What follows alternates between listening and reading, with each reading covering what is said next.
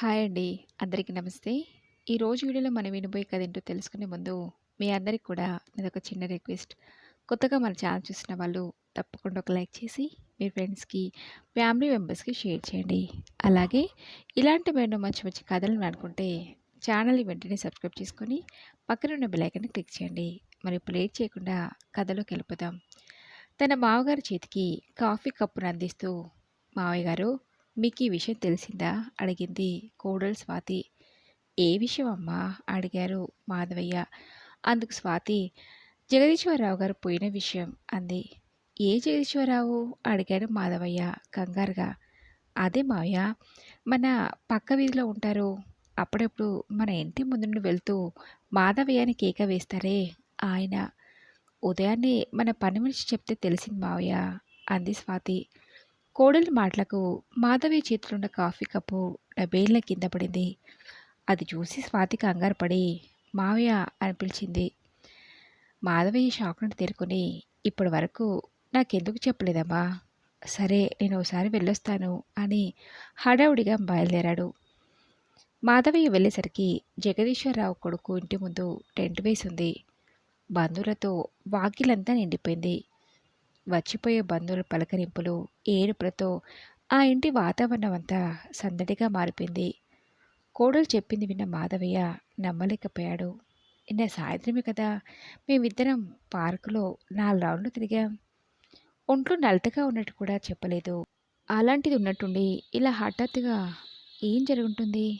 అంతా ఓ కలలా అనిపిస్తుంది. మాధవయ్య జగదీశ్వరరావు భౌతికకాయం దగ్గరికి వెళ్ళి చూశాడు. ప్రశాంతంగా నిద్రపోతున్నట్టున్న ఆయన చూస్తూ, జగ్గు, నన్ను వదిలి వెళ్ళిపోయావా? నా బాధలు పంచుకోవడానికి ఇన్నాళ్ళు నాకొక మంచి స్నేహితుడు ఉన్నాడని ధైర్యంగా ఉన్న నేను నా బాధలకి ఎవరు చెప్పుకోను? అన్ని విషయాలు నాతో పంచుకున్న నువ్వు నా నుంచి దూరంగా వెళ్ళిపోతున్న విషయం నా దగ్గర ఎందుకు దాచిపెట్టావు? ఇన్ని రోజుల మన స్నేహానికి ఇదేనా నాకు నువ్విచ్చిన బహుమతి? అంటూ మాధవయ్య తన స్నేహితుని వద్ద నిల్చొని మౌనంగా రోదిస్తున్నాడు.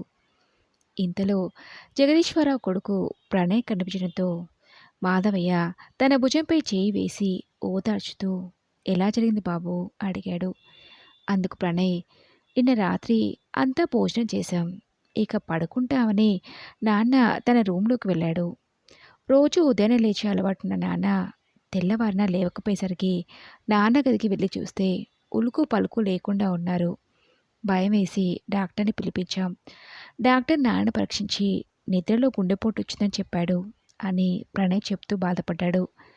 కాసేపటికి జగదీశ్వరరావు అంత్యక్రియలకు కావాల్సిన ఏర్పాట్లన్నీ పూర్తయ్యాయి. బంధువులంతా రావడంతో జగదీశ్వరరావుని శ్మశానానికి తరలిస్తున్నారు. డప్పు చప్పుళ్ళు, డాన్సులు, బాంబుల మూతల మధ్య తీసుకెళ్తున్న జగదీశ్వరరావును చూస్తుంటే బ్రతికున్నప్పుడని ఈ ఆర్భాట్లన్నీ మనిషిపోయాక ఎందుకు అనిపించింది మాధవయ్యకి. ప్రణయ్ తండ్రికి తలకొరి పెట్టడంతో జగదీశ్వరరావు అంత్యక్రియలు పూర్తయ్యాయి. ఇంటికి తిరిగి వెళ్ళిన మాధవయ్యకి పదే పదే జగదీశ్వరరావే గుర్తుకొస్తున్నాడు. పాపం, బ్రతికుండగా ఎంత నరకం అనుభవించాడు. అవన్నీ గుర్తుకొస్తుంటే తను వెళ్ళిపోయిందే మంచిదనిపిస్తుంది మాధవయ్యకి. మాధవయ్య జగదీశ్వరరావులకి 2 నెలల క్రితమే పరిచయమైంది. మాధవయ్య భార్య శాంత. శాంత కాలం చేసి 2 సంవత్సరాలైంది.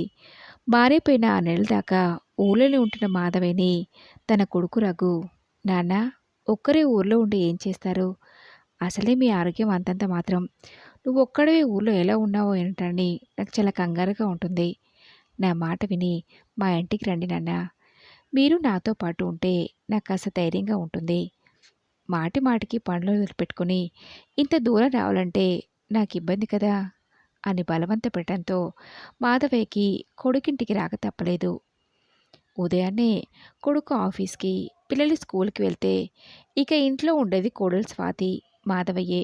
స్వాతి అస్తమానం ఏదో ఒకటి మాట్లాడుతూనే ఉంటుంది. మంచి కలుపుకోలు మనిషి. మావయ్య గారు ఇది కావాలా అది కావాలా అని అస్తమానం అడుగుతూనే ఉంటుంది. ఇక మాధవయ్య కొడుకు రఘు విషయానికొస్తే తనని ఇంట్లో తెచ్చిపెట్టుకున్నాడన్న మాటే కానీ, నాన్న, తిన్నావా?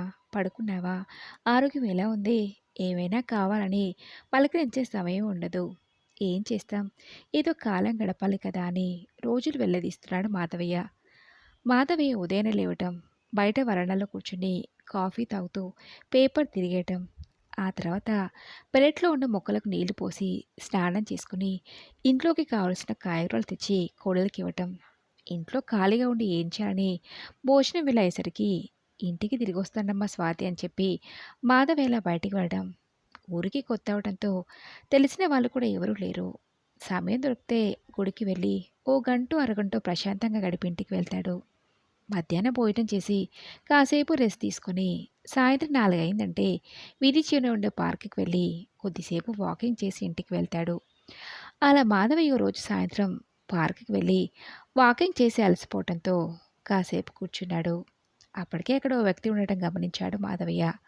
పార్కులో ఆడుకుంటున్న పిల్లల వైపు చూస్తూ కూర్చున్న మాధవయ్యని ఆ పక్కనున్న వ్యక్తి, మీరు ఇదే కాలనీలో ఉంటారా? ఎప్పుడూ చూడలేదే అడిగాడు. అవునండి, నేను ఈ మధ్యే మా కొడుకింటికి వచ్చాను. ఈ పక్కనే మా ఇల్లు అని సమాధానం చెప్పాడు మాధవయ్య. నేను కూడా మా కొడుకింట్లోనే ఉంటున్నాండి. నా పేరు జగదీశ్వరరావు. ఈ వెనక లైన్లోనే మా కొడుకిల్లు అని చెప్పాడు. అలా పార్కులో కలిసిన మాధవయ్య, జగదీశ్వరరావులు తక్కువ సమయంలోనే మంచి స్నేహితులయ్యారు. వాళ్ళిద్దరూ వాళ్ళ కుటుంబ విషయాలే కాకుండా సమాజంలో వచ్చే మార్పుల గురించి, అందుకు కారణాలను గురించి కూడా చర్చించుకునేవారు. ఓ రోజు మాధవయ్య జగదీశ్వరరావుని కలిసినప్పుడు దిగులుగా కనిపించడంతో, ఏమైంది? ఏదైనా ఆరోగ్య సమస్యనా? చాలా దిగులుగా ఉన్నారు అడిగాడు. అందుకు జగదీశ్వరరావు, నా ఆరోగ్యం బాగానే ఉంది. మనసే ఏం బాగాలేదని చెప్పాడు. ఎందుకు అడిగాడు మాధవయ్య. నా భార్యకి ఆరోగ్యం బాగాలేదు అన్నాడు. మరి హాస్పిటల్లో చూపించలేదా అడిగాడు మాధవయ్య. చూపించాం. తనకి చాలా కాలంగా బీపీ షుగర్ ఉండడంతో కిడ్నీ పాడైందన్నారు డాక్టర్. కిడ్నీ ట్రాన్స్ప్లాంటేషన్ చేయాలంటే బోలెడు ఖర్చు అవుతుందంటే అంత డబ్బు లేక కొంతకాలంగా డయాలసిస్ చేపిస్తున్నాం. అయినా తన ఆరోగ్యం రోజు రోజుకి క్షీణిస్తుంది. 40 సంవత్సరాలు నాతో కలిసి జీవితం పంచుకున్న నా భార్యకి నేనేమీ చేయలేకపోతున్నానని అన్న బాధ నన్ను ప్రశాంతంగా ఉండటం బాధపడుతున్న జగదీశ్వరరావుని మాధవయ్య, అందుకోసం అయ్యే ఖర్చుని మీ కొడుకులు భరించలేరా? అసలు మీకెంతమంది పిల్లలు? మీరేం చేసేవారు అడిగాడు మాధవయ్య. మాధవయ్య ప్రశ్నకి జగదీశ్వరరావు తన గతాన్ని చెప్పాడు. నేను గవర్నమెంట్ డిగ్రీ కాలేజీలో జూనియర్ అసిస్టెంట్గా పనిచేసేవాడిని. నా భార్య పేరు ప్రమిళ. మాకొక్కడే కొడుకు, పేరు ప్రణయ్. వాణ్ణి బాగా చదివించి మంచి ఉద్యోగంలో స్థిరపడితే చూడాలనేది వాళ్ళ అమ్మ కోరిక. ప్రణయ్ చిన్నప్పటి నుంచి చదువులో అంత చురుకేం కాదు. ఇంటర్ పూర్తయ్యాక ఎంసెట్లో మంచి ర్యాంక్ రాకున్నా, నాన్న నేను ఇంజనీరింగ్ చదువుతాను అంటే, ప్రైవేట్ కాలేజీలో సీట్ కొనంటే లక్షలు పోయాలి. అంత డబ్బు ఎక్కడి నుంచి తేనరా? డిగ్రీ చదవమన్నాను. వాడు అందుకు ఒప్పుకోలేదు. ఇంజనీరింగ్ చదువుతా అని మొండికేశాడు. అందుకు నా భార్య ప్రమిళ, వాడు ఇంజనీరింగ్ చదువుతా అని పట్టుబడుతుంటే మీరు డిగ్రీ చదవమంటారేంటండి? మనకున్నది ఒక్కగానొక్క కొడుకు. వాడు బాగా చదువుకుని ఇంజనీరింగ్ అయితే మనకి కదా గొప్ప. వాడి ఇష్టాన్ని కాదనకండి అడిగింది ప్రమిళ. మొదట్నుంచి నా భార్య అంటే నాకు ప్రేమే కాదు, గౌరవం కూడా. అందుకే తన మాటని నేనెప్పుడూ కాదనేవని కాదు. అలా ప్రణయ్ ఇంజనీరింగ్ పూర్తి చేసి ఆ తర్వాత ఓ 6 నెలలకి ఉద్యోగం సంపాదించాడు. ఆ సమయంలోనే నేను రిటైర్డ్ అయ్యాను. అప్పటి వరకు నాకంటూ ఓ చిన్న ఇల్లు కూడా లేదు. రిటైర్డ్ అవ్వగా వచ్చిన 30 లక్షల రూపాయలతో చిన్నపాటి ఇల్లు కొనాలని నిర్ణయించుకొని విషయం నా భార్యకి చెప్పాను. అందుకు ప్రమిళ కూడా చాలా సంతోషించింది. ఇల్లు ఎవరి పేరున కొనబోతున్నారండి అడిగింది. ఎవరి పేరును ఏంటి ప్రమిళ? నా పేరుని రిజిస్టర్ చేయిస్తానని అన్నాను. అందుకు ప్రమిళ మొహం చిన్నబోయింది. నాకేమీ అర్థం కాలేదు. ఆ రోజు రాత్రి భోజనం చేసి పడుకోబోయే ముందు, ఏంటి ప్రమిళ, నీకు మనం ఇల్లు కొంటాం ఇష్టం లేదా? ఉదయం విషయం చెప్పగానే నీ మొహం అలా పెట్టావేంటి అడిగాను. అందుకు ప్రమిళ, నాకు ఇల్లు కొనడం ఇష్టమే, కానీ మీ పేరున కొంటానన్నారు కదా, అదే నాకు నచ్చలేదు అంది. మరి నీ పేరున కొనమంటావా అడిగాను. నాకు అలాంటి ఆశలేమీ లేవు అంది. మరి ఇంకేంటి అడిగాను. ఇల్లు మన అబ్బాయి ప్రణయ్ పైన రిజిస్ట్రేషన్ చేయించండి అడిగింది ప్రమిళ. మన అబ్బాయి పేరు మీద అడిగాను.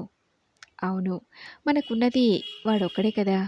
మన తదనంతరం ఏదైనా వాడికే కదా! అంది ప్రమిళ. వాడికే.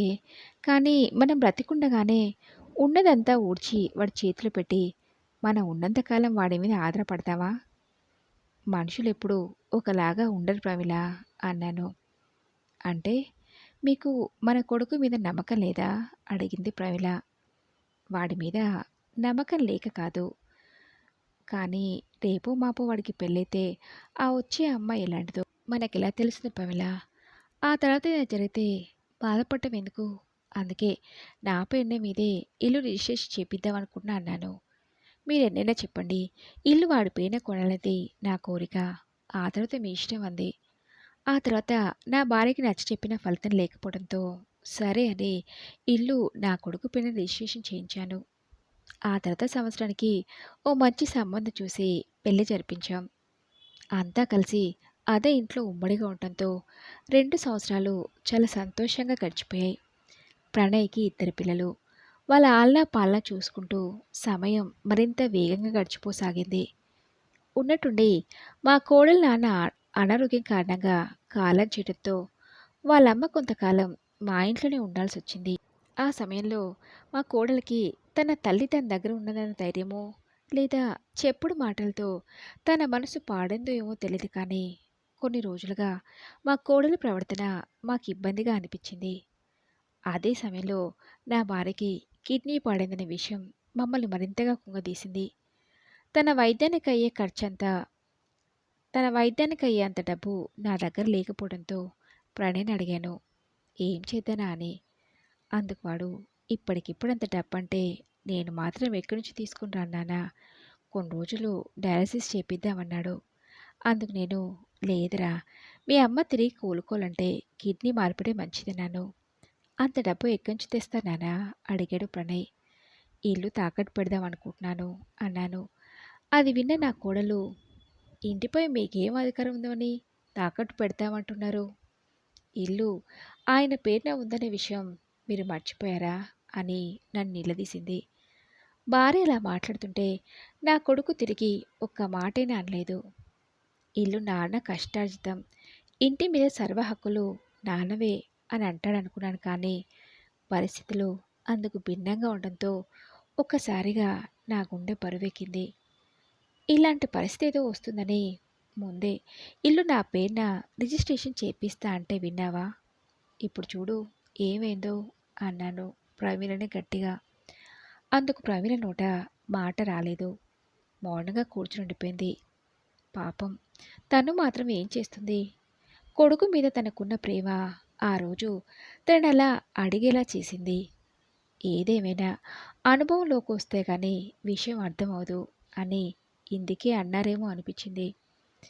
రాను రాను ఆ ఇంట్లో మాకు గౌరవం లేదు. ఆ ఇంటి మీద అధికారం అంతకన్నా లేదు. అలాగని ఆ ఇల్లు వదిలి ఎక్కడికి వెళ్ళలేము. అది తప్ప మాకు వేరే ఆధారం లేదు. రోజు రోజుకి నా భార్యకి సరైన వైద్యం చేయించలేని నిస్సహాయ స్థితిలో ఉన్నానని నా మీద నాకే చిరాగ్గా అనిపించేది అని బాధపడ్డాడు జగదీశ్వరరావు. జగదీశ్వరరావు చెప్పింది విన్నాక మాధవయ్య చాలా బాధపడ్డాడు. ఏం మాట్లాడాలో అర్థం కాలేదు. ధైర్యం చెప్పడం తప్ప. అలా అప్పటినుంచి మాధవయ్య జగదీశ్వరరావుని జగ్గు అని పిలుస్తూ వాళ్ళ బాధల్ని ఒకరికొకరు పంచుకునేవారు.